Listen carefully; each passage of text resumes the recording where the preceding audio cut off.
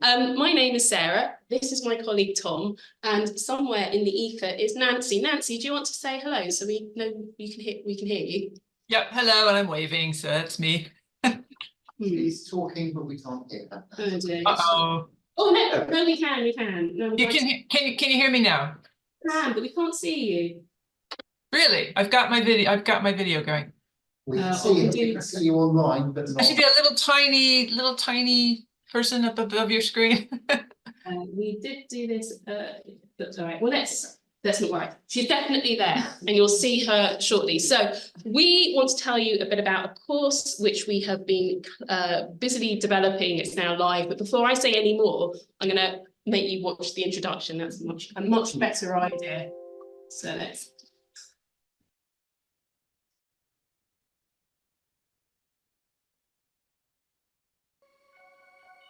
It's a journey into the unknown, if you like, doing a PhD.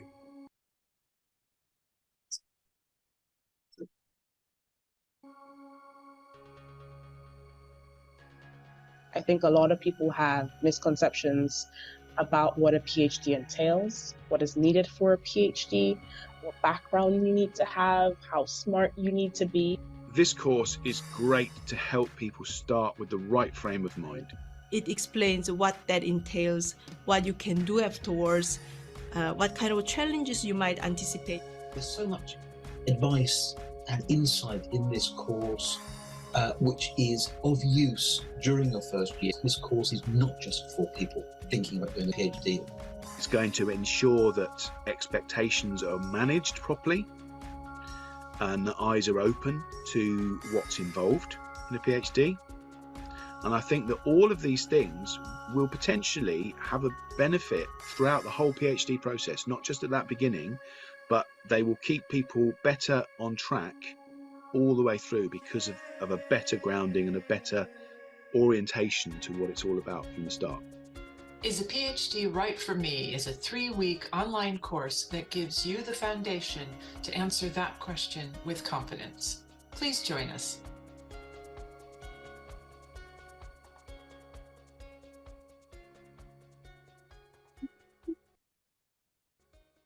Right, so we are very quickly going to tell you how this course came about. We're going to tell you how it was designed, how we decided and consulted and tried to figure out what these prospective students' needs would be. We're going to give you some more examples from the course. That was the intro, but we're going to give you some tasters of what this course looked like, and then some feedback that we have already got from our learners. So as you've already heard in the introduction, it's a 3-week course on FutureLearn, so it's free for 3 weeks. After that point, FutureLearn asks that you pay, but actually there's enough content in there to very comfortably consume it in that timing. We were offering ways to dispel the myths and rumours. What is doctoral study? What do we mean by it? What's a PhD? What's an PhD? It's aimed at anyone who's considering doing doctoral study, but also for those in their first year. It provides a bit of support and advice there. And what was really important to us is that it would speak to a range of people from across the board who would be considering this level of study. So a little bit about how this course came about. So I've mentioned, or maybe I didn't, but I work for the Bloomsbury Learning Exchange, which is a collaboration of 7 universities, all in this area. UCL is one of them, so we'll be talking later. University of London, UCL, Birkbeck, LSHM. Go for a wander around Bloomsbury, you'll bump into all of our colleges.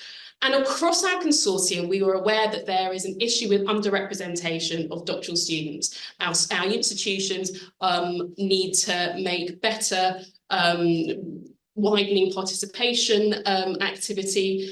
We need to be sure that we're recruiting the right kind of students from everywhere and that they understand what doctoral study is. So we feel that once we've got the right students in, it will mitigate attrition. They know what they're signing up for, they'll stick with the course. And then a real life impact to make the decisions around, is it the right thing to do for me? How do I apply? How do I get funding and whatnot? So we realise this is important to our community. And so in terms of to identify needs of prospective students, we consulted because we've got 7 universities, 7 lots of doctoral students. We surveyed those who had recently graduated and those who were currently doing their doctorate, to find out what did you not know that it was going to be like? What do you wish you had have known before you applied? And we asked supervisors across our colleges at universities similar questions like, what do your doctoral students fail to know or to be able to do when they're through the doors? What do you wish that they would know beforehand? So just to help inform the structure and the content of the course. So from the feedback, these were the sorts of questions we thought that this course would cover. You know, what do we mean by a doctorate? How do I apply? How do I get funding? And things like that. But we also found, and Nancy, I think it's over to you. Yeah, no, this is actually over to Tom. That was my slide. That's okay. What we found was rather similar to the previous talk, we found that the sort of top-down information out to students wasn't the way that it came. What we ended up finding was that particularly among students, but also amongst academic staff and supervisors, is they started to tell us other things which are not necessarily going to be found in prospectuses, not going to be found in websites on universities. People started to tell us, in fact, very much wanted to tell us about very much things to do with their lives, how they felt, things that they're not going to mention. For example, we'd find, we call them hidden needs. There are things that you're going to come to when you do a PhD, and you're going to say, how am I going to pay for it? Which is always the big one. Where am I going to get my funding? People don't come along as readily to say, I would like to do a PhD, but you know what, I think I might have some mental health issues and I have a child that I'm bringing up, and these kinds of, which we were finding students wanting to talk about. And there is a sense that we were getting that people might self-censor before they start. Like me, as a PhD student, I'm now in my 50s. I'm too old to do anything like that, so I'm not going to apply.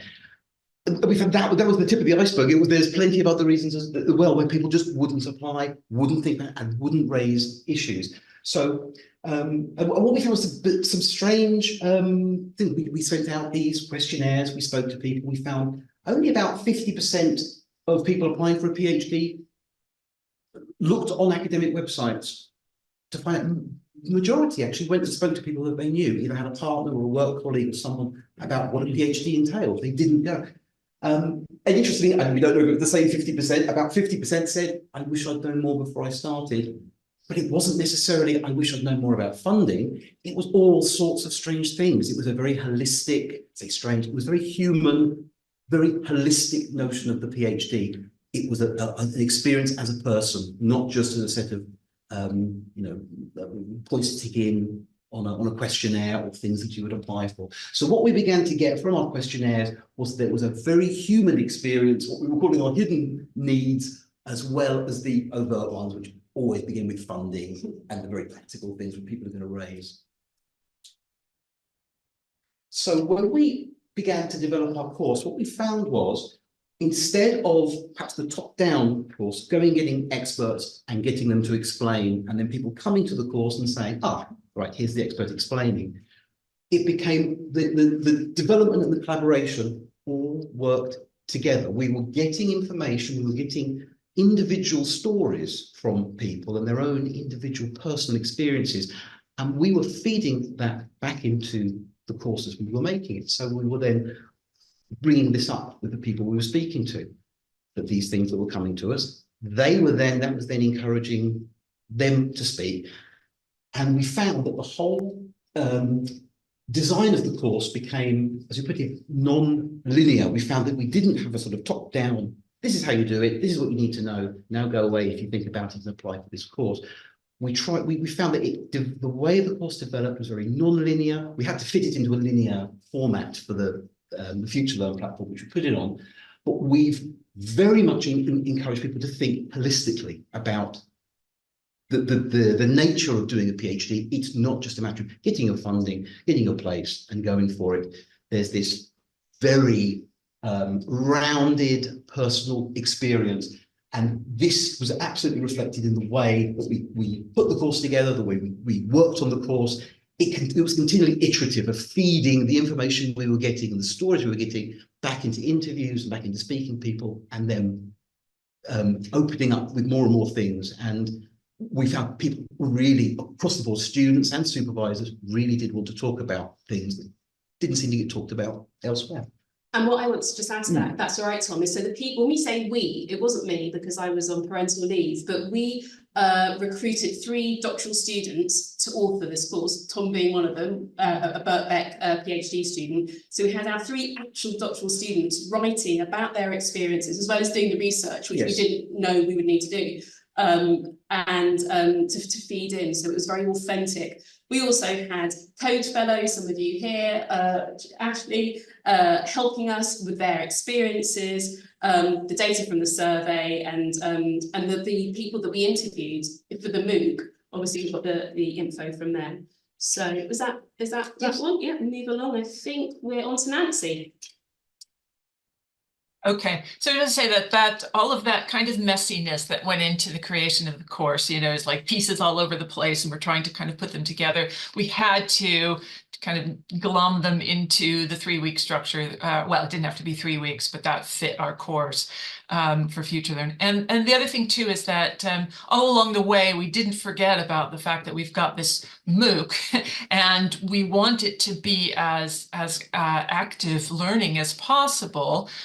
Without, you know, we had so much that we wanted to balance and include into the course. So the kind of bottom line is we don't have any assessments in it because it's not really that kind of course. It's really a reflection. And we wanted the learners to come to it, think about their own experience, gather that all together. We gave them a workbook to do that in. We asked them a lot of questions to consider, and some discussion and a few other exercises and budgets and that sort of thing. And they could leave the course with this workbook full of information that they had thought about and talked about for themselves. It was really very reflective. So week 1 is all about considering doctoral study, week 2, applying, and week 3, once you've begun, here are some issues. And that's kind of how it all kind of fell about.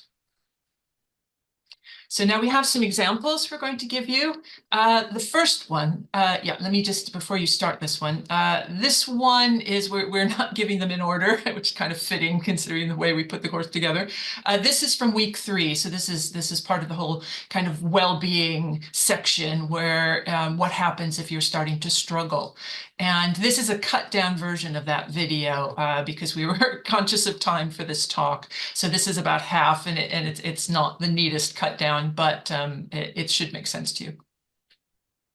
Annie's arranged a one-to-one Zoom meeting with Rafi.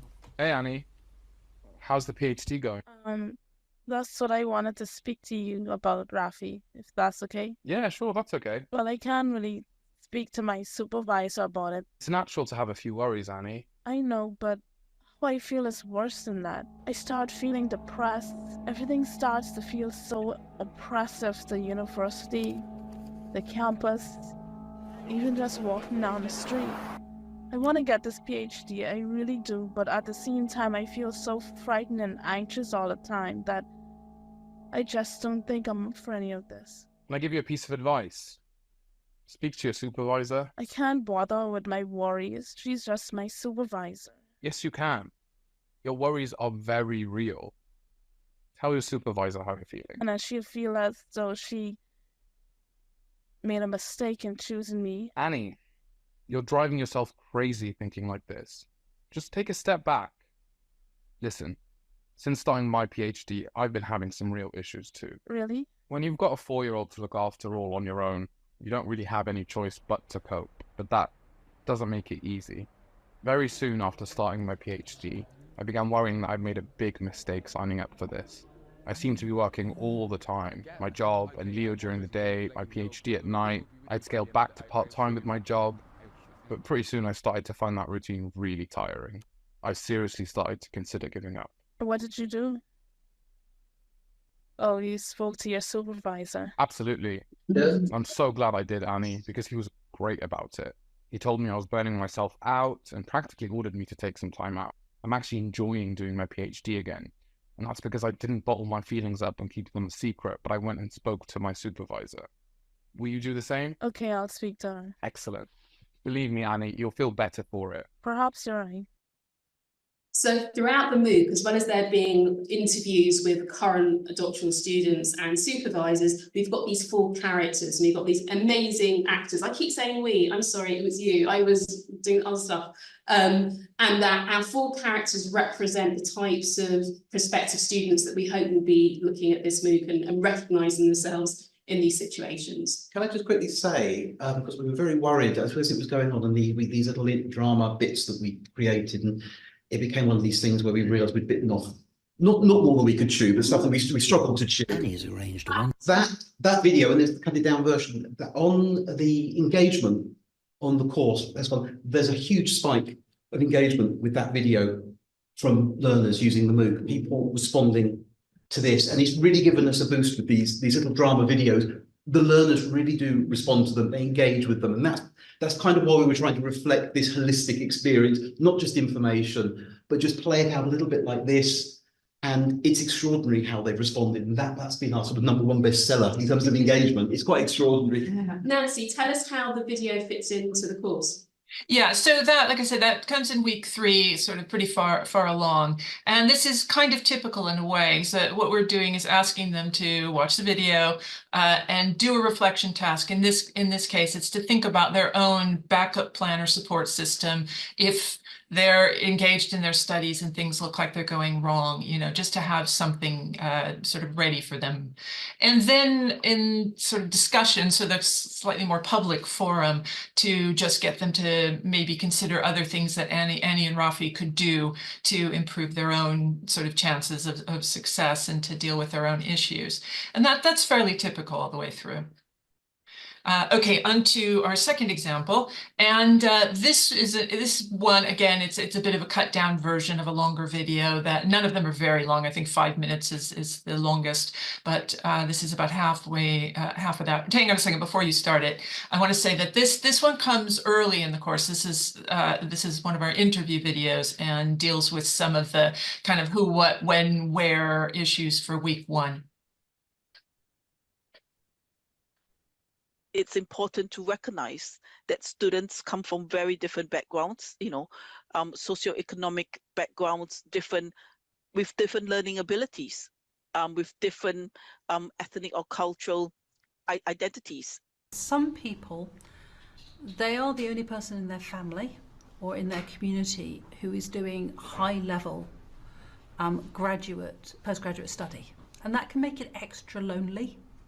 Some people, they've crossed the world to come and do research study, and again that can be a source of isolation. Ease at which you would be able to attain an application, or at least an acceptance on a place for a PhD, if you have parents who've already done a PhD and therefore know what to do to get a place in a PhD, versus the first generation in higher education, I think is something that shouldn't be underestimated.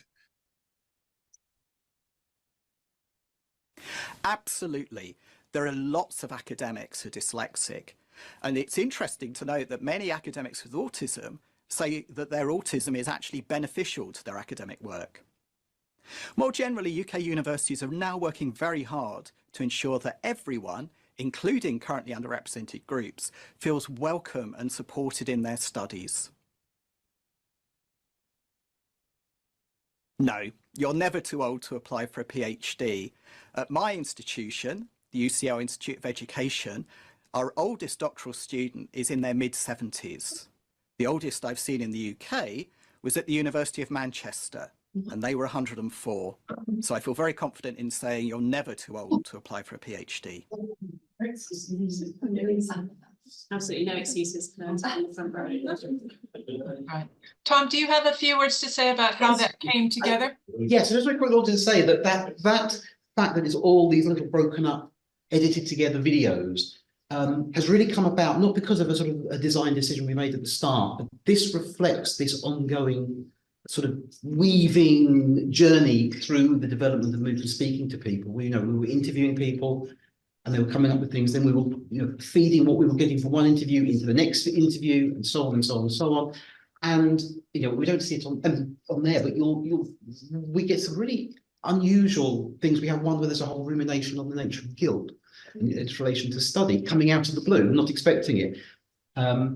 And the result has been, instead of the sort of the talking head and the lecture, which is very much the sort of the format for the Future Learn platform, somebody delivering a lecture for 5-10 minutes, whatever it is this very kind of patchwork, variegated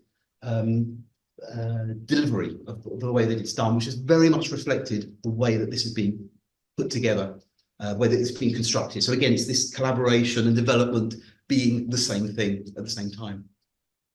Nancy, do you want to say anything about this slide? Yeah, just a quick word. I think this is a good place to mention that in general, I mean, obviously we were sort of aiming at underrepresented groups, but we didn't want the whole MOOC to be kind of hammering away, telling about diversity. So we only have one place where we really foreground the issue in the text and in the videos, and that's this one here, where we wanted to get right on the table issues about stereotyping and what you expect higher level postgraduate student to be, and get those kinds of misconceptions about who does and who can do a PhD out of the way.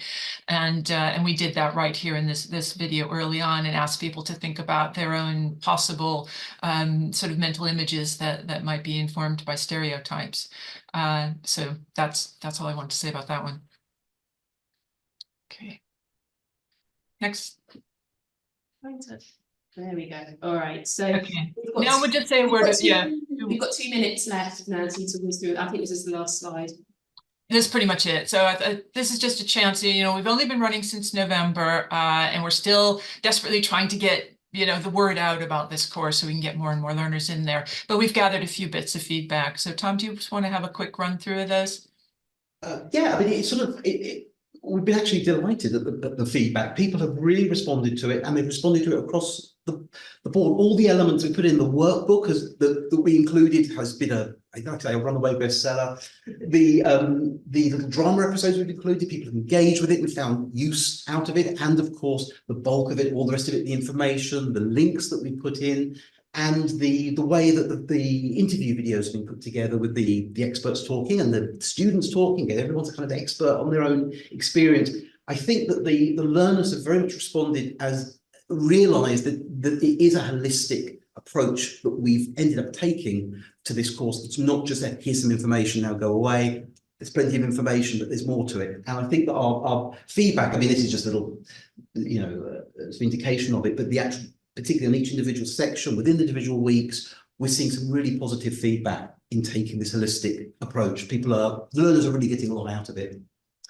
So now it's up to you to have a look at the course, tell people about the course. Our slides are up on the screen. You'll get them through the code guys anyway. The course is on Future Learn now. There's information about our course development processes on our website. And get in touch with us if you would like any further detail.